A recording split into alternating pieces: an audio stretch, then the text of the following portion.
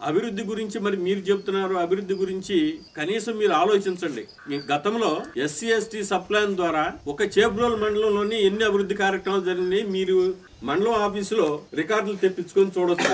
ఎంత అభివృద్ధి జరిగిందనేది క్లియర్ గా తెలిసిపోతుంది. ఎస్సీ ఎస్టీ సప్లాన్ నిధులు ఏమైనాయి, అంతకుముందు ఎస్సీ ఎస్టీ సప్లాన్ ఉంటే ఇట్లా చేశారు. ఉపాధి హామీ నిధులతో ఎన్ని రోడ్లు వేసింది మీరు రికార్డులతో సహా తెప్పించుకోవచ్చు. అవి ఒక్కసారి పరిశీలన చేసుకొని మీరు అభివృద్ధి గురించి మాట్లాడితే బాగుంటది. సంగం డైరీ గురించి మాట్లాడుతున్నారు. సంగం డైరీ అది వాళ్ళ సొసైటీ మెంబర్స్ అందరూ ఎన్నుకుంటే డైరెక్టర్లు అవుతారు. ఆ డైరెక్టర్లు ఎన్నుకుంటే చైర్మన్ గారు అవుతారు. మీరు దాన్ని పోటీ చేసి మీరు గెలిచి ఆ చైర్మన్ పదవి పొందొచ్చుగా. మీకు అది లేదు. ఎందుకనంటే సంగం డైరీ ఇప్పటి నుంచో రైతులకి చక్కటి అవకాశాలు కల్పించి పాల రేట్లు పెంచి వాళ్ళకి ఇవన్నీ చేయబట్టి సంగం డైరీ డైరెక్టర్లని వాళ్ళ సొసైటీ ప్రెసిడెంట్లు కానీ వాళ్ళు ఎన్నుకొని చక్కగా అభివృద్ధి చేసుకుంటున్నారు.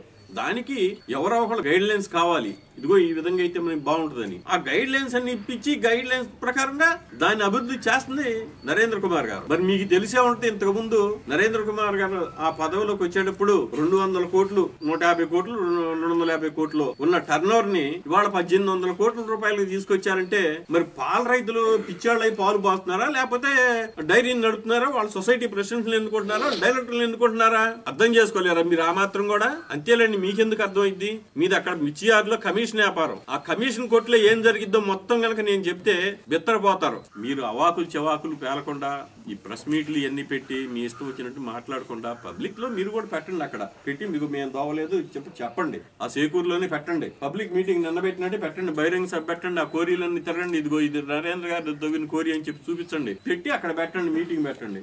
అప్పుడు తెలిసి వచ్చింది మీరు చేసింది ఏందో మేము చేసింది ఏందండి.